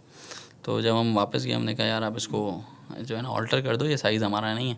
तो उन्होंने कहा हमारे ऑल्ट्रेशन का फैसिलिटी अवेलेबल नहीं, वो लाहौर ब्रांच में है। मैंने कहा कराची में माल बेच रहे हो और लाहौर ब्रांच में ऑल्ट्रेशन की फैसिलिटी है। तो मैंने इसको मिसाल दी, मैंने कहा और भी ब्रांड्स हैं वहाँ से हम ऑल्टर करवा लेते हैं, कोई इतना बड़ा इशू तो नहीं। उन्होंने सर नहीं, मैंने कहा प्रोडक्ट रिटर्न कर लो, बोला सर रिटर्न की पॉलिसी नहीं। मैंने कहा यार ये क्या बात हो गई, तो बड़े बड़े ब्रांड से लोग नहीं देते रिटर्न की पॉलिसी। तो हम लोग कोशिश यही कर रहे हैं कि यार चूँकि लॉन्ग टर्म विजन, वही बात है, बात लॉन्ग टर्म की है कि काम लॉन्ग टर्म करना है और विजन भी लॉन्ग टर्म का होना चाहिए। तो हम कोशिश करें पॉलिसीज़ ऐसी रखें कि कस्टमर को भी विन विन सिचुएशन हो, हमारी भी विन विन सिचुएशन, ना उसको नुकसान हो हमारी ज़ात से, ना हमें किसी की ज़ात से नुकसान हो। अच्छा, इस एड्स के अलावा अब एक चीज़ जो नया फिनोमेना है वो है इन्फ्लुएंसर मार्केटिंग। आप शाउट आउट करवाते हैं, आप प्रोडक्ट प्लेसमेंट करवा देते हैं, कोई ऐसी चीज़ एम्बेड करा दी किसी स्टोरी में, किसी समझे के स्किट में, मीम में, व्हाटएवर। तो क्या इम्पैक्ट का डिफरेंस है from the conventional ads and the social media influencer marketing? क्या उसका इम्पैक्ट ज़्यादा है या आप कहते हैं एड्स का ज़्यादा इम्पैक्ट है? देखिए, इसमें जाहिर सी बात है, अगर हम ओवरऑल बात करें ना तो इन्फ्लुएंसर मार्केटिंग को हम ज़्यादा वैल्यू देंगे। ओके। क्योंकि उसमें ये होता है कि जो इन्फ्लुएंसर होता है ना, उसका डिपेंड करता है इन्फ्लुएंसर कौन है और उसका ट्रस्ट रेशो क्या है मार्केट में। तो और जो हम इन हाउस भी कंटेंट बनाते हैं, उसमें फिर जो तरीका होता है कंटेंट बनाने का, जिस तरह हम अप्रोच कर रहे हैं कंज्यूमर को, वो मैटर करता है। कभी कभी ऐसा भी होता है कि बहुत सिंपल सा एक क्रिएटिव होता है, वो ज़्यादा परफॉर्म कर जाता है और सेलिब्रिटी का क्रिएटिव इतना परफॉर्म नहीं करता। तो ये तो ट्रायल एंड एरर है, लेकिन हाँ, इन्फ्लुएंसर मार्केटिंग एक मतलब वैल्यूएबल आज के ज़माने में चीज़ है कि बंदा कम वक्त में बहुत ज़्यादा आगे बढ़ जाता है अगर सही तरीके से उसको यूटिलाइज़ कर रहा है तो। क्योंकि वरना बाज़ दफ़ा होता ही है ना कि एज इन्फ्लुएंसर या एज मीडिया पर्सन भी बहुत सारे लोग अप्रोच करते हैं, लेकिन वो जब वो कंपैरिजन में जाते हैं कि जी एड्स, फेसबुक एड्स के ऊपर तो हमें इतनी कॉस्ट पड़ती है, लेकिन आपसे हम करवाएंगे तो कम पड़नी चाहिए, ये क्या वो क्या। तो इम्पैक्ट का डिफरेंस बहरहाल बहुत बड़ा होता है अगर इन्फ्लुएंसर ऐसा है कि जो अच्छे से प्रोडक्ट को जिसे कहते हैं कर दे।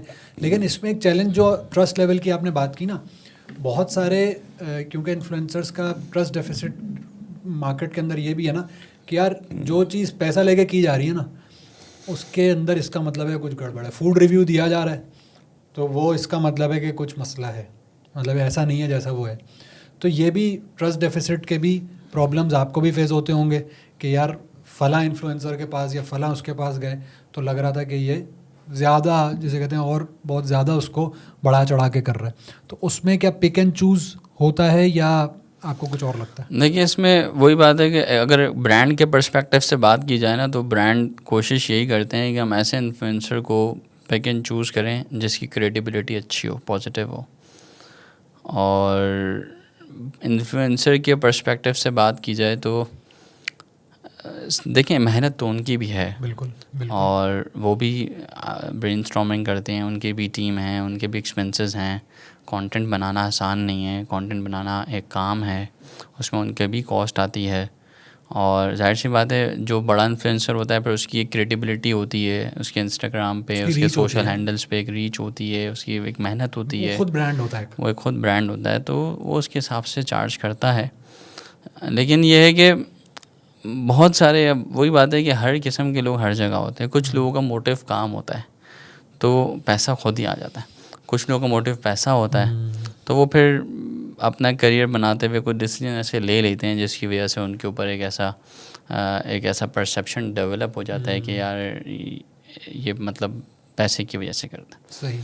तो ये एक है चीज़, मतलब अच्छा, अब क्लोजिंग से पहले मैं कुछ चीज़ें आपसे उस तरह की, ये जो हमारे ऑनलाइन प्लेटफॉर्म्स हैं उसके, जिस तरह अमेज़ॉन है, शॉपिफाई है, दराज है, व्हाटएवर, ये जो सारी चीज़ें, क्या इसके ऊपर भी आपका कुछ तजर्बा रहा है अपने ब्रांड से मुताल्लिक या कोई और वेंचर के मुताल्लिक? क्योंकि अब ये पाकिस्तान के अंदर भी ये फिनोमेना आ गया है, पहले नहीं था कि पहले लोग अपनी वेबसाइट, अपना सब कुछ जिसे कहते हैं कि स्क्रैच से बनाना का हैसल होता था, लेकिन अब thanks to Shopify, thanks to Daraz, thanks to Amazon के उन्होंने वो प्लेटफॉर्म दे दिया।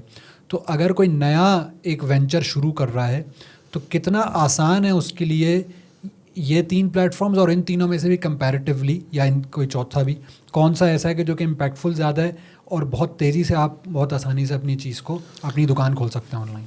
देखिए, शॉपिफाई तो मैं हर ई कॉमर्स वाले के लिए कहूँगा कंपलसरी है। अच्छा। हाँ, शॉपिफाई तो आप समझें कि आपकी ज़िंदगी आसान कर देता है। $25 या $30 हैं उनके स्टार्टिंग लेकिन ये है कि ये $30 आपके लिए नेसेसरी इसलिए हैं कि आप बाकी काम हैसल फ्री, टेंशन फ्री कर सकते हैं। 2017 के अंदर जब हमने स्टार्ट किया था ना, हमने दराज से स्टार्ट किया था। उस वक्त दराज इतना मेच्योर नहीं था, तो मुझे याद है आज तक वो एक केस स्टडी, ब्लैक फ्राइडे की कोई उनकी सेल थी, उसमें हमारे कुछ 50,000 रुपये के ऑर्डर आए थे। कुछ कस्टमर्स ने तो एडवांस पेमेंट तक कर दी थी ईजी पैसा के थ्रू। उस वक्त ईजी पैसा भी नया नया मार्केटिंग कर रहा था, तो उन्होंने दराज के साथ कोई कोलैबोरेशन की थी और मतलब 15% ऑफ था।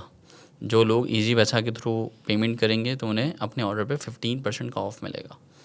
तो हमारे पास कुछ 50,000 रुपये के ऑर्डर्स आए थे और वो 50,000 रुपये के ऑर्डर्स दराज ने क्या करा, रिटर्न कर दिए। मैं हैरान हो गया, मैंने कहा यार ये क्या है। कंज्यूमर्स के नंबर्स थे हमारे पास, दराज के प्लेटफॉर्म से हमने कॉल्स की, तो हमने कहा यार ये आपने ऑर्डर रिफ्यूज़ कर दिया। तो बोला भाई मैंने ऑर्डर रिफ्यूज़ नहीं किया, मैंने तो पेमेंट भी ऑनलाइन की थी और ये मेरे पास प्रूफ भी है। राइडर आया, वो कह रहा है कि भाई मुझे पैसे दो वरना मैं रिटर्न कर दूँगा। मैंने कहा भाई ये पेमेंट का प्रूफ है, मैंने इसी पैसा के थ्रू की हुई है। बोलते हैं मुझे कुछ नहीं पता, मुझे पैसे चाहिए। तो इस तरह जब हुआ ना, तो फिर मुझे थोड़ा सा एक बहुत ज़्यादा वो हुआ कि यार मतलब अभी भी ये मैच्योर नहीं हुए प्लेटफॉर्म्स, और थर्ड पार्टी पे अपनी स्किल्स और टाइम को इन्वेस्ट करना, इससे बेहतर है बंदा अपना प्लेटफॉर्म बनाना। ठीक है। फिर हमने PHP पे मेरा ख्याल है वेबसाइट कुछ बनवाई थी किसी से, पहले ऐसी बनती थी, बिल्कुल सही कह रहे हैं। तो एक वेंडर था जो बहुत बड़े लेवल पे काम कर रहा था, मैं नाम डिस्क्लोज़ नहीं करूँगा। तो उन्होंने हमें एक प्लेटफॉर्म वेबसाइट वगैरह बना के दी और अच्छे खासे उस वक्त के पैसे भी लिए थे। अब आए दिन कस्टमर फ़ोन करके बोल रहा है सर आपकी वेबसाइट नहीं चल रही है, सर्वर नहीं चल रहा, सर्वर डाउन है। मैंने कहा यार इतने पैसे भी लिए हैं और ये भी मसाइल हो रहे हैं। बहरहाल फिर हम शॉपिफाई पे शिफ्ट हो गए उस वक्त की बात।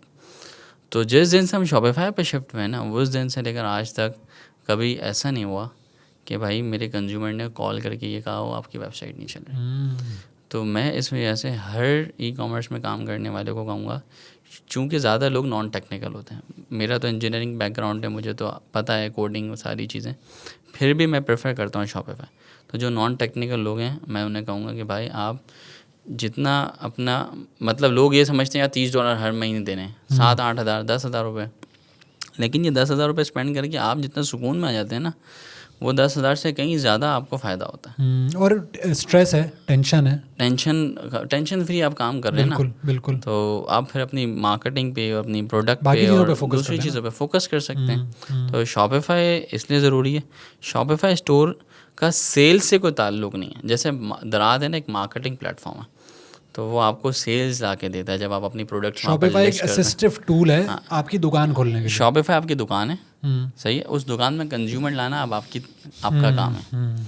दराज एक सेलिंग प्लेटफॉर्म है, वहाँ आप दुकान खोलते हैं तो दराज कंज्यूमर देता है आपको। बिल्कुल ऐसा ही है। शॉपिफाई आपको कंज्यूमर नहीं देगा, वो आपकी दुकान बना देगा। आपने उस पर अपनी दुकान बना ली, वो सर्वर वगैरह आपको दे देगा, सारी चीज़ें, वहाँ पर आपको कोई प्रॉब्लम नहीं होगी। सही। तो अमेज़ॉन पे तो हम काम नहीं कर सकते, आपको पता है कि हमारे पास एक्सेस नहीं है। जी, और दराज अब कुछ बेहतर हो गया है, अब अल्हम्दुलिल्लाह लोग बहुत अच्छा काम कर रहे हैं दराज के ऊपर, हमने भी देखा है। हम भी अब दराज पे काम कर रहे हैं, जाहिर सी बात है, लेकिन यह है कि जो उस वक्त का ज़माना था वो बहुत अलग था और अब का ज़माना काफ़ी बेहतर ज़माना है। सही है। अच्छा, क्लोजिंग से पहले एक सवाल जो मेरे जहन में था वो ये था, आपने रमज़ान के अंदर एक जगह कहीं ये कहा कि अगर कराची से कोई परचेज़ करेगा तो आप उसको 3 घंटे में डिलीवरी देंगे, और वो आपने बार बार कहा। क्या रमज़ान के बाद या इस पूरे प्रोसेस के अंदर आपको ये कमिटमेंट बार होती हुई या मिस कमिटमेंट होती हुई ऐसे कोई इंस्टेंसेस आए या आपने पूरे फुलफ़िल किए? देखिए, रमज़ान में हमने किए, कमिटमेंट पूरी की है अल्हम्दुलिल्लाह, और हम तो चाहते हैं इसको हम पूरा साल ही मतलब लाइव रखें इस ऑफ़र को। थोड़ा सा एक कंज्यूमर ने इसको थोड़ा सा मिस कम्युनिकेशन कह रहे हैं, पता नहीं क्या कह रहे हैं। कंज्यूमर ने वो बात तो सुन ली कि हम 3 घंटे में पहुंचाएंगे, लेकिन ये बात नहीं सुनी कि भाई जो लोग एडवांस पेमेंट करेंगे, जिनके ऑर्डर्स कंफर्म होंगे, हम उन्हें पहुंचाएंगे। सही है। तो जो अब जो वेबसाइट पे आ रहा है, परचेज़ कर रहा है और वो एडवांस पेमेंट कर रहा है, तो ये ऑफ़र उसके लिए है। Cash on delivery. अब कंज्यूमर आ गया, उसने बोला मैंने वेबसाइट पर ऑर्डर प्लेस कर दिया, आप कैश ऑन डिलीवरी भिजवा दें। सही। तो कोरियर से वो पार्सल्स कोरियर से डिस्पैच नहीं होते। अच्छा। वो पार्सल्स जो है वो डिफरेंट तरीके से डिस्पैच होते हैं, राइडर्स के थ्रू या वो बाइकिया के सर्विसेज से डिस्पैच होते हैं कि भाई बाइकिया वाले हैं, उनके एक चार्जेस हैं, वो लेते हैं और हम उन्हें प्रोडक्ट दे देते हैं। हाँ, जो एक्सप्रेस डिलीवरी होती है ना, जिसके बहुत सारी कंपनीज चार्ज लेते हैं एक्सप्रेस डिलीवरी क्या होता है कि वो आपका पार्सल जो है ना वो जल्दी से डोर टू डोर कोरियर को हैंड ओवर कर देते हैं, उसके वो चार्जेस लेते हैं। हमने वो चार्जेस वेव ऑफ कर दिए कि भाई हम आपको आपका पार्सल बाइक या राइडर को इंस्टेंट दे देंगे, उसके कोई चार्जेस नहीं लेंगे, लेकिन बाइक या राइडर की कॉस्ट और एडवांस पेमेंट, ये 2 फैसिलिटीज़ हैं जो आपने फुलफ़िल करनी है। तो वो शायद मैसेज सही से नहीं पहुंचा है, जो बहरहाल फिर भी हमने आखिर के दिनों में तो काफ़ी डिलीवरीज़ की हैं, और कुछ लोगों को तो COD पे भी हमने, चूँकि रमज़ान था, दिल नरम थे, सारी चीज़ें थी, तो हमने भी वो कहा कि यार जाने दो। खैर उसमें हमें कुछ लॉसेस भी हुए, लेकिन हमने वो बेयर कर लिया कि यार कस्टमर। लेकिन कोई ऐसा केस जिसने पहले से एडवांस पेमेंट कर भी दी हो और आपने 3 घंटे से ज़्यादा ले लिया हो, तो आपको सुनने को तो नहीं मिली कोई? उसमें ये हुआ था कि कुछ लोगों ने हफ्ते की शाम में ऑर्डर प्लेस किया ऑफिस बंद होने के बाद, ठीक है, और एडवांस पेमेंट भी कर दी। अब वो फेसबुक पर आके मैसेजेस कर रहे हैं, चेक करते हैं ऑर्डर पहुंचा नहीं पहुंचा। तो फिर हमारी टीम ने उन्हें गाइड किया, सर ये ऑफ़र जो है ना वो 9 to 6 है, मंडे टू सैटरडे। सही है। अब आपने सैटरडे 6 के बाद ऑर्डर किया है और आप कह रहे हैं कि अभी ऑर्डर आ जाए। अभी ऑर्डर मंडे की सुबह डिस्पैच होगा और आपको मिल जाएगा इंशाल्लाह फर्स्ट हाफ में। फिर जो मंडे को जिन लोगों के ऑर्डर्स थे ना, वो अल्हम्दुलिल्लाह टाइमली मंडे से लेकर फ्राइडे तक या थर्सडे तक जो भी ईद थी, तो अल्हम्दुलिल्लाह टाइमली डिस्पैच हुए और काफ़ी ऑर्डर्स हम लोगों ने अल्हम्दुलिल्लाह प्रोसेस किया। कस्टमर्स खुश भी हुए और उसके फीडबैक्स हैं भी, फेसबुक पे मौजूद भी हैं, वेबसाइट पे मौजूद भी हैं, हमारे पास स्क्रीनशॉट्स वगैरह भी हैं सारे। अच्छा, सच्ची बात बताएं, आपकी वेबसाइट पे नेगेटिव फीडबैक्स जो आते हैं तो उनको आप हटा देते हैं या रखते हैं? वेबसाइट पे हम कोशिश करते हैं कि हटाएं नहीं और उससे हम लर्न करें।